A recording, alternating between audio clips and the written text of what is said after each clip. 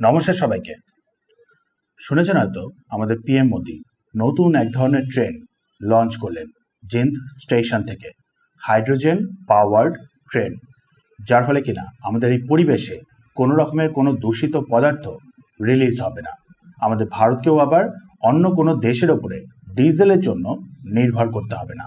ট্রেনগুলো হবে totally carbon negative. ভিডিওটা একটু দেখে নিন, দিয়ে তারপর ক্লিয়ারলি বোঝাচ্ছি যে কিভাবে অ্যাকচুয়ালি আমাদের এই ভারতের হাইড্রোজেন পাওয়ার ট্রেনগুলো কাজ করবে। দেখে নিন আগে।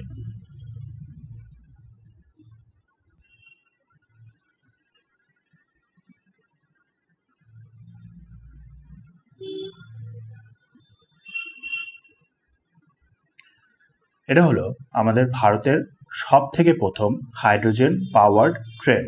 এই পুরো ওয়ার্ল্ডের দিক থেকেও দেখতে গেলে সবার প্রথম 10টা কোচের ট্রেন।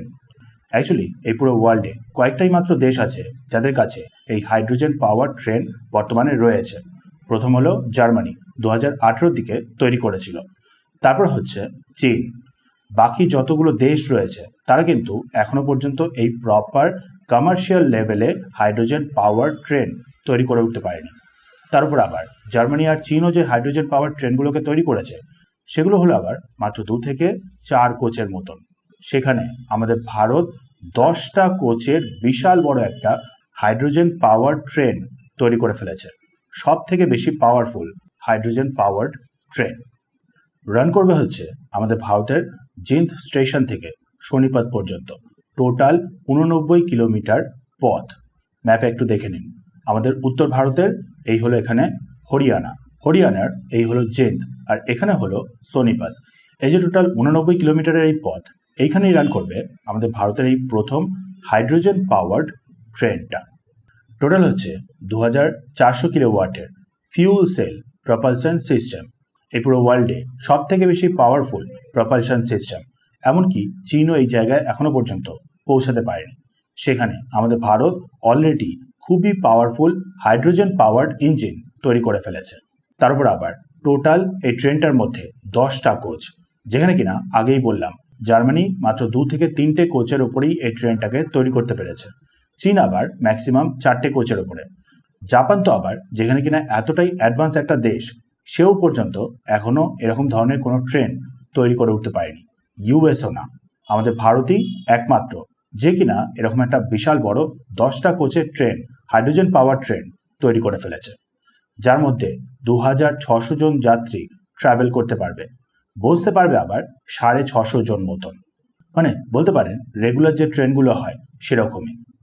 নাও ব্যাপারটা হলো কিভাবে অ্যাকচুয়ালি এই কাজ করবে আমাদের এই হাইড্রোজেন পাওয়ার ট্রেনটা জেনে নেব। মেনলি দেখুন, এই যে ট্রেনগুলো, এই ট্রেনগুলোর ওপরে একটা চেম্বার থাকবে, হাই প্রেশারের চেম্বার, যার মধ্যে অ্যাকচুয়ালি হাইড্রোজেনটা স্টোর করা থাকবে।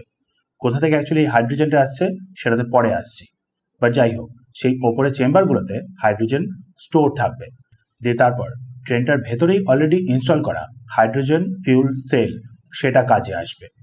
অ্যাকচুয়ালি দেখুন, আপনি জানবেন যে একটা ব্যাটারির মধ্যে মানে ফিউল সেলের মধ্যে একদিকে ক্যাথোড থাকে তো অন্যদিকে আবার অ্যানোড থাকে। ক্যাথোড মানে পজিটিভ আর অ্যানোড মানে নেগেটিভ। ব্যাটারির মধ্যে আবার লক্ষ্য করেছেন পাতলা কাগজের মতন বেশ কতগুলো লেয়ার থাকে। এক্ষেত্রে হাইড্রোজেন ফিউল সেলটার ক্ষেত্রে কার্বন পেপার ইউজ করা হয়েছে। মনে রাখবেন এই ব্যাপারটা, কার্বন পেপার। তারপর আবার দেখবেন ব্যাটারিতে সেই যে পেপারের লেয়ারগুলো, তার মধ্যে আবার গুঁড়ো গুঁড়ো কালো প্রলেপ থাকে। এই যে হাইড্রোজেন ফিউল সেলটা ট্রেনটার ক্ষেত্রে, সেক্ষেত্রে আবার সেখানে ইউজ করা হয়েছে প্ল্যাটিনামের ন্যানো পার্টিকেল, পাতলা লেয়ারের মতন করে। কেন ইউজ করা হচ্ছে সেটাতে পরে আসছি। বাট তারপর আবার ব্যাটারিতে লক্ষ্য করবেন এই যে পাতলা কাগজের মতন লেয়ারগুলো, তার মাঝখান করে আবার আরও একটা প্লাস্টিকের মতন লেয়ার থাকে। এই হাইড্রোজেন ফিউল সেলটা ট্রেনের ক্ষেত্রে, সেই ক্ষেত্রেও কিন্তু সেই একই ব্যাপার। প্লাস্টিকের মতন একটা মডিফাইড টেফলনের মেমব্রেন থাকে, যেটাকে আবার ওয়াটার দিয়েই ভিজিয়ে রাখা হয়। ওপর থেকে যখন প্রথমে হাইড্রোজেনটা এই অ্যানোডে এন্টার করে, তখন কার্বন পেপারের ওপরে যে প্ল্যাটিনামের ন্যানো পার্টিকেলের লেয়ারগুলো রয়েছে, তার কারণেই হাইড্রোজেনটা সোজা ভেঙে যায়। হাইড্রোজেন ভেঙে গিয়ে ইলেকট্রন আর প্রোটন, দুটো করে ইলেকট্রন, দুটো করে প্রোটন। প্রোটনটা আবার এই যে ভেজানো হাইড্রেটেড মেমব্রেনটা বললাম, সেটা দিয়ে ইজিলি পাস হয়ে যায়, দিয়ে তারপর সোজা পৌঁছে যায় ব্যাটারিটার ক্যাথোডের দিকে, মানে পজিটিভ দিকে। বাট ইলেকট্রনটা যেহেতু একই অ্যানোডের দিকে, তার উপর আবার এই যে ভেজানো পাতলা টেফলনের লেয়ার, সেটা আবার এই ইলেকট্রনগুলোকে কোনোভাবে পাস হতে দেয় না। এই টেফলনের লেয়ারগুলোকে এমনভাবেই তৈরি করা যাতে কিনা এই ইলেকট্রনগুলো পাসই হতে পারে না। বাধ্যতা সেই ইলেকট্রনগুলোকে পাস হতে হয় নর্মাল যে ট্রেনের মধ্যে ইলেকট্রিক সার্কিটগুলো তৈরি করা রয়েছে তার মধ্যে দিয়ে। মানে ওপরে চেম্বার থেকে হাইড্রোজেনটা আসলো, দিয়ে তারপর ফিউল সেলটাতে এন্টার করলো, হাইড্রোজেন প্রোটন আর ইলেকট্রনে ভেঙে গেল, প্রোটনটা সোজা ক্যাথোডের দিকে পৌঁছে গেল, ইলেকট্রনটা বাধ্য হলো সার্কিটের মধ্যে দিয়ে রান করতে, যার ফলে ট্রেনটার ব্যাটারিগুলোকে চার্জ করা, ট্রেনটা রান করা ইত্যাদি সব কিছুই হলো। দিয়ে তারপর সেই ইলেকট্রনগুলো ফাইনালি ঘুরে ফিরে গিয়ে পৌঁছালো ক্যাথোডের দিকে। এবার এই যে দেখুন, ক্যাথোডে অলরেডি প্রোটনটা ওয়েট করছিল, তার সাথে আবার ফাইনালি পরে গিয়ে অ্যাড হলো ইলেকট্রন। ইলেকট্রন আর প্রোটন মিলে আবার সেই হাইড্রোজেনের মলিকিউলটা তৈরি হয়ে গেল। এবার দেখুন, আপনি ভালো মতনই জানেন হাইড্রোজেন অতিরিক্ত পরিমাণে রিঅ্যাক্টিভ, সাথে সাথেই চায় কোনো অন্য আরেকটা মলিকিউলের সাথে বন্ড করে যাওয়ার। বাতাসে জানেন অক্সিজেন প্রচুর পরিমাণে রয়েছে, হাইড্রোজেনটা সেই অক্সিজেনের সাথেই মিশে যায়, দিয়ে তারপর ফাইনালি ওয়াটার ভেপার প্রডিউস হয়, যে ওয়াটার ভেপারটাই ট্রেনের এক্সস্টের মাধ্যমে বেরিয়ে যায়। অর্থাৎ হাইড্রোজেন এন্টার হলো, ফিউল সেলটা সেই হাইড্রোজেনটাকে ভেঙে দিল প্রোটন আর ইলেকট্রনে, প্রোটনটা ওয়েট করলো, ইলেকট্রনটা ঘুরে ফিরে আবার সেই ক্যাথোডে এসে পৌঁছালো, দিয়ে তারপর ইলেকট্রন আর প্রোটন মিলে বাতাসের অক্সিজেনের সাথে মিলে ওয়াটার ভেপার প্রডিউস করলো। মানে বুঝতেই পারছেন, নর্মালি যে ডিজেলগুলোকে জ্বালিয়ে যেভাবে ট্রেনগুলোকে চালানো হয় সেইভাবে কিন্তু এইখানে ট্রেনটাকে রান করা হচ্ছে না।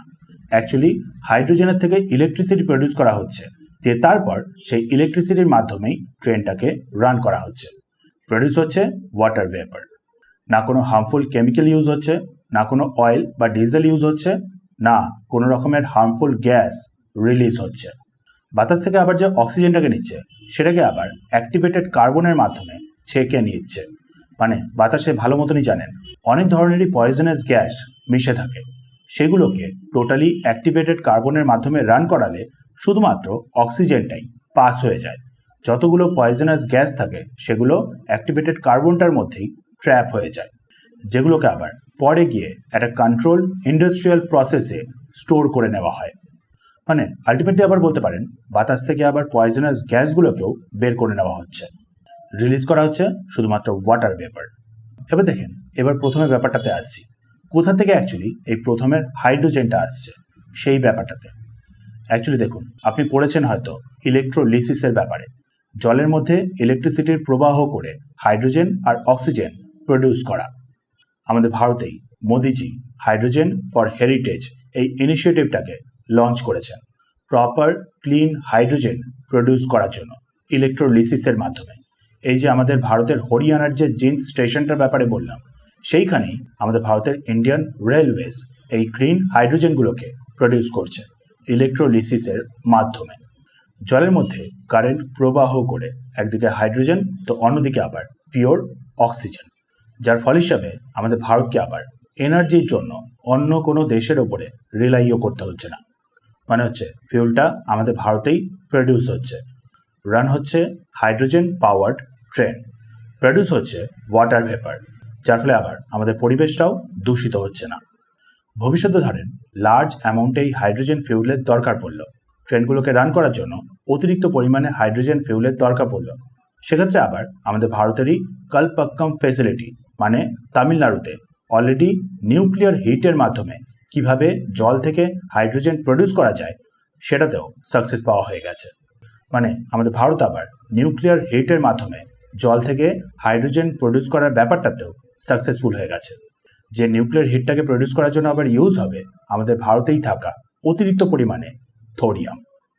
আসলে বুঝতেই পারলেন এবার কত বড়ই আমাদের ভারতের অ্যাচিভমেন্টটা, নতুন এই হাইড্রোজেন পাওয়ার্ড ট্রেনের অ্যাচিভমেন্টটা।